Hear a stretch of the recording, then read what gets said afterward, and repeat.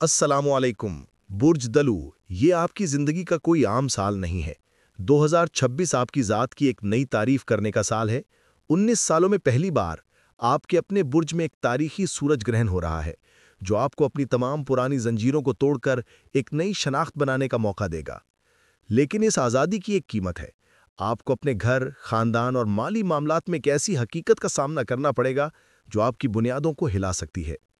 17 फरवरी और 26 जुलाई वो तारीखें हैं जो आपकी तकदीर का रुख मोड़ देंगी। क्या आप खुद को दोबारा दरियाफ्त करने के इस सफर के लिए तैयार हैं, या माजी आपको पीछे खींच लेगा? साल का दूसरा निस्फ मोहब्बत और शराकतदारी के शानदार वादे लेकर आ रहा है, लेकिन वहां तक पहुंचने का रास्ता आसान नहीं। हमारे चैनल को सब्सक्राइब करें और इस वीडियो को लाइक और शेयर करना ना भूलें। दोस्तों, जैसे ही आप इस नए साल में दाखिल हो रहे हैं, सितंबर 2025 के ग्रहणों की तवानाई अब भी बहुत ताकतवर है, और इस साल बुर्ज सुंबला और बुर्ज हूत के दरमियान मजीद 2 ग्रहण होंगे।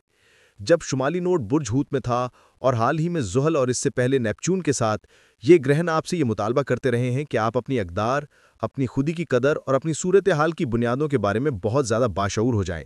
इसके साथ साथ शायद थोड़ा ज़्यादा किफ़ायत शार बने, इस बारे में ज़्यादा आगाह हों कि आप कहाँ बचत कर सकते हैं, और 21 सितंबर के सूरज ग्रहण के 8वें घर की तवानाइयों के साथ अपने मुस्तकबिल के लिए होशियारी से मनसूबाबंदी कर सकते हैं। लेकिन इस मखसूस वाक़े को आपके रवायती हाकिम सैयारे ज़ुहल की मुखालिफत का सामना था, और अगर आप पिछले 2 सालों से आम तौर पर चीज़ों को संभालने की कोशिश कर रहे हैं, ज़िंदगी गुजारने की लागत बहुत बढ़ गई है, रिहाइश की कीमत, यूटिलिटीज़ जैसी चीज़ें, ये बहुत से लोगों के लिए आसान नहीं रहा। लेकिन आप एक बहुत बड़े दौर के इख्तिताम को पहुंच रहे हैं, जो तकरीबन 29.25 साल पहले शुरू हुआ था। जैसे ही आप इस नए साल का आगाज़ कर रहे हैं, आपका रवायती हाकिम सैयारा ज़ुहल नए साल के 6 हफ्ते बाद एक नया सफ़र शुरू करने की तैयारी कर रहा है। इसने गुज़िश्ता साल 25 मई से 1 सितंबर तक बुर्ज हमल में एक इब्तदाई, आप कह सकते हैं कि एक तहकीकी दौरा किया था, लेकिन ये अगले 2 साल तक आपके तीसरे घर में रहेगा। लेकिन ये दौर जो इख्तिताम को पहुंच रहा है, हकीकत में इन ग्रहणों के जोड़ों में अपने उरूज पर पहुंचा है। लिहाजा अगर किसी चीज़ को दोबारा तरतीब देने की ज़रूरत है और वो अभी तक पूरी तरह से ठीक नहीं हुई, और आप अभी भी उस तवाज़ुन में नहीं हैं जो आप चाहते हैं, तो इस साल कुछ मज़ीद काम करने की ज़रूरत पड़ सकती है। लेकिन जो चीज़ आपको मिलने वाली है वो एक नई तवानाई है, जो कुछ नए मौक़े लेकर आएगी, और आप पाएंगे कि माजी की बेहतरीन चीज़ें जो अभी भी काबिल इस्तेमाल और काबिल अमल हैं और जिनका अमली फ़ायदा है, वो आपके साथ रहेंगी। लेकिन कुछ चीज़ें जो अपना वक्त पूरा कर चुकी हैं वो ख़त्म हो जाएंगी, लेकिन उनकी जगह कुछ बहुत ही दिलचस्प नए इम्कानात ले लेंगी। और इसकी एक वजह यह है बुर्ज दलू कि 17 फरवरी को आपके बुर्ज में 19 सालों में पहला सूरज ग्रहण हो रहा है। यह आपकी फितरी इनफरादियत के बारे में वाकई सोचने का एक मौका है। जैसे ही हम इस नए साल में दाखिल हो रहे हैं, प्लूटो को आपके बुर्ज में पूरे वक्त के लिए 1 साल हो चुका है। यकीनन ये 2023 में इब्तदाई 10 हफ्तों के लिए अंदर और बाहर होता रहा, और फिर 2024 में 1 सितंबर से तकरीबन 17 नवंबर तक बुर्ज जद्दी में वापस चला गया। लेकिन तब से ये आपके बुर्ज में है और इब्तदाई तौर पर 2043 तक यहीं रहेगा। और यहाँ प्लूटो का ताल्लुक खुद को ढालने और इर्तिका पजीर होने से है। और अगर हम इस तब्दीली के एजेंडा की मज़ाहमत करते हैं जो प्लूटो लाता है, तो ये आसान नहीं होगा। लेकिन आप इस साल खुशकिस्मत हैं क्योंकि आपके पास ये सूरज ग्रहण है, और इसलिए भी क्योंकि शुमाली नोड 18.7 सालों में पहली बार 26 जुलाई को आपके बुर्ज में वापस आ रहा है। और ये सब इस बात पर बहुत ज़्यादा तवज्जो मरकूज़ करता है कि आपको क्या मुनफरिद बनाता है। आपके बुर्ज की दोहरी फितरत की वजह से ज़हल का ताल्लुक कदरदानी, तवायद, तसलसल और इस्तेहकाम से है, और यकीनन आप एक मुस्तहकम बुर्ज हैं। लेकिन आपका दूसरा हाकिम सैयारा यूरेनस यकीनन बहुत ज़्यादा मॉडर्न, ज़्यादा बागी और खलल डालने वाला है।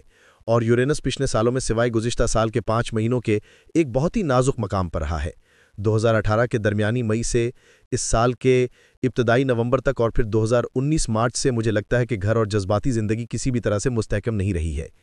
लेकिन आप जानते हैं कि आपके बुर्ज में होने वाला ये ग्रहण सितम ज़रीफ़ी ये है कि यूरेनस के बुर्ज सौर में जब के सफ़र के इख्तिताम पर आने से मुतसादिम है। ये 26 अप्रैल को बुर्ज जौज़ा में वापस चला जाएगा। लिहाजा इन वाक़यात के कुछ बाद के झटके हो सकते हैं। लेकिन इस बार जहां आप शायद दूसरे लोगों के रवैये और मज़ाहमत का शिकार रहे हों, मुझे लगता है कि इस वाक़े के साथ आप वाकई खुद को किसी ऐसी चीज़ से आज़ाद कर सकते हैं जो आपके लिए काम नहीं कर रही। ये हो सकता है कि घर के कुछ अफराद आपके मायार पर पूरा ना उतरते हों। ये वो लोग हो सकते हैं जिन्हें आप बहुत अरसे से जानते हैं, दोस्तियाँ, ये किसी रुमानी सूरत हाल में भी हो सकता है। तो अदम इस्तेहकाम का इम्कान हो सकता है, लेकिन ये इसलिए है क्योंकि आप इस चीज़ के लिए ज़्यादा मजबूती से खड़े होंगे जो आपके लिए अहम है। लेकिन इसे बुर्ज सुंबला और बुर्ज हूत के दरमियान ग्रहणों के सिलसिले के साथ हम आहंग होना पड़ेगा। लिहाजा आपको यकीनी बनाना होगा कि अगर आप कोई जरताना और नया काम कर रहे हैं, तब भी आप अपनी तर्ज ज़िंदगी اس کی بنیادوں کو عملی طور پر برقرار رکھ سکیں جب آپ کسی نئی چیز کا آغاز کرتے ہیں۔ اب مشتری موقع کا سیارہ ہے اور پچھلے سال یہ آپ کے ذائچے کے اس حصے میں داخل ہوا تھا جو کام، دوسروں کی خدمت، عملی حل فراہم کرنے اور صحت سے متعلق ہے۔ چھٹے گھر میں مشتری ہماری صحت کے لیے اچھا ہو سکتا ہے، خاص طور پر برج سرطان میں جہاں یہ اپنی پوری طاقت میں ہوتا ہے۔ یہ ہمیں ضرورت کے بارے میں زیادہ حساس بناتا ہے کہ ہم اپنا خیال رکھیں۔ لیکن اس سال کی پہلی ششماہی میں مشتری دراصل آپ کی جسمانی توانائی کو مزید فروغ دے سکتا ہے، کیونکہ پچھلے سال جب یہ سرطان میں داخل ہوا تھا تو یہ فوراً پابندیوں کے سیارے آپ کے روایتی حاکم سیارے زحل سے متصادم ہو گیا تھا، یعنی بڑے نحوس سیارے نے چھوٹے سد سیارے کو متاثر کیا، جو کہ ایک اچھی بات نہیں تھی۔ لہٰذا آپ کی عصبی یا جسمانی توانائی پچھلے سال کے آخری حصے میں کم ہو گئی ہوگی، خاص طور پر جب زحل برج حمل میں آپ کے تیسرے گھر میں اپنی رجت میں چلا گیا تو تھکاوٹ تصویر کا حصہ ہو سکتی ہے۔ 26 جنوری کو نیپچون کے بعد زحل اس سال برج حمل میں واپس آ رہا ہے۔ وہ 18 فروری کو اس عین ملاقات میں آ رہے ہیں جو خاص طور پر اہم ہے۔ لیکن مجھے لگتا ہے کہ آپ کیسے سوچتے ہیں، آپ خود کو کیسے ظاہر کرتے ہیں، زحل حمل میں تکنیکی طور پر اپنی کمزور حالت میں ہو سکتا ہے، لیکن آپ کے لیے مجھے لگتا ہے کہ یہ آپ کو اپنی باتوں پر یقین کرنے کے لیے مزید اعتماد دے سکتا ہے، یہ محسوس کرنے کے لیے کہ آپ کو ایک نظریے کا حق ہے، ایک رائے کا اظہار کرنے کا حق ہے۔ ممکن ہے کہ ایک رائے جو تھوڑی مختلف اور نئی ہو۔ پہلا چاند گرہن 3 مارچ کو برج سنبلہ میں ہوگا، تاہم اگر پھر یہ آپ کو یاد دلا رہا ہے کہ حساب کتاب میں توازن کو یقینی بنائیں۔ فروری کے آخر میں ہمارے پاس برج حوت میں اتارد کی رجت ہے اور یہ 20 مارچ تک اہم ہے، کیونکہ اس سال ہمارے پاس آبی بروج میں 3 اتارد کی رجتیں ہیں۔ پہلی دوسرے گھر میں ہے، یعنی روزمرہ کے مالی معاملات۔ دوسری برج سرطان میں 29 جون سے 24 دن کے لیے، جو آپ کی زندگی کے عملی حصوں کے بارے میں ہے۔ لیکن تیسری آپ کے اہداف، عزائم اور کامیابی کے شعبے میں ہے اور یہ 24 اکتوبر سے ہوگی۔ لہٰذا اس سال آپ جو بھی بات چیت کریں، چاہے وہ پیسے کے بارے میں ہو، کام کی عملیات، ملاقاتیں ہوں یا آپ کی روزمرہ کی زندگی کی ترتیب ہو، بس اس بات سے آگاہ رہیں کہ جذبات کے لیے کھلا رہنا اہم ہے، جسے اتارد واقعی پسند نہیں کرتا، خاص طور پر برج حوت میں اتارد کی رجت۔ لہٰذا آپ کو چیزوں کی درستگی کو سنبھالنے، چیزیں کیسی محسوس ہوتی ہیں اس سے رابطے میں رہنے اور مالیات کے ساتھ توازن برقرار رکھنے میں بہت زیادہ محتاط رہنے کی ضرورت ہوگی۔ لیکن پھر آپ کا جدید حاکم سیارہ یورینس برج جوزہ میں واپس چلا جائے گا، لیکن پلوٹو کے ساتھ ایک شاندار اتحاد بنائے گا۔ اگر آپ ان دلو افراد میں سے ہیں جن کے پاس رجحانات کو بھانپنے کی زبردست صلاحیت ہے، چاہے وہ موسیقی ہو، فیشن ہو، کھانے پکانے سے متعلق ہو یا گھر کی سجاوٹ سے متعلق ہو، تو آپ کی یہ صلاحیت کہ چیزیں کس سمت جا رہی ہیں واقعی تیز ہو جائے گی۔ لیکن جو چیز آپ کو مل رہی ہے وہ یہ بھی ہے کہ مشتری عملی چھٹے گھر کو چھوڑ کر اس سال کے آخری حصے میں آپ کے تعلقات کے شعبے میں داخل ہو جائے گا۔ یہ واقعی دلچسپ ہے۔ لیکن شمالی نوڈ، جیسا کہ میں نے پہلے ذکر کیا، جولائی کے آخر میں آپ کے برج میں واپس آ جائے گا۔ لیکن پھر ہمارے پاس برج اسد میں 19 سالوں میں پہلا سورج گرہن ہے، لیکن یہ ایک ایسا سورج گرہن ہے جس میں مشتری کی گونج ہے اور ساتھ ہی تیز ذہن اتارد بھی ہے۔ اس سال کے دوسرے نصف میں آپ کے تعلقات کے لیے کچھ شاندار امکانات اس پر منحصر ہیں۔ لہٰذا اگر آپ سال کے شروع میں کچھ ہنگامہ خیزی سے گزرتے ہیں، اگر کسی بھی صورت میں کوئی علیحدگی ہوتی ہے، اگر آپ کسی ایسی چیز سے آگے بڑھ رہے ہیں جو آپ کے لیے کام نہیں کر رہی، تو یہ اعتماد رکھیں کہ سال کے دوسرے نصف میں کچھ شاندار امکانات موجود ہیں۔ بہترین رشتہ جو ہم رکھ سکتے ہیں وہ اپنے ساتھ اپنے رشتے پر کام کرنا ہے، اور وہ بہتر ہو سکتا ہے، لیکن یہ سمجھنا بھی ہے کہ ہم کیا دینا چاہتے ہیں اور کیا نہیں، اور ساتھ ہی اس بارے میں زیادہ باشعور ہونا کہ دوسرے لوگوں کو ہم سے کیا چاہیے۔ مشتری خوشی اور خوش قسمتی کا سیارہ ہے۔ اس سال کے دوسرے نصف میں آپ کے لیے ایک بہت ہی خوش قسمت اتحاد قائم ہو سکتا ہے، اور شاید آپ کو وہ مالی انعام ملے گا جس کے لیے آپ کوشش کر رہے ہیں۔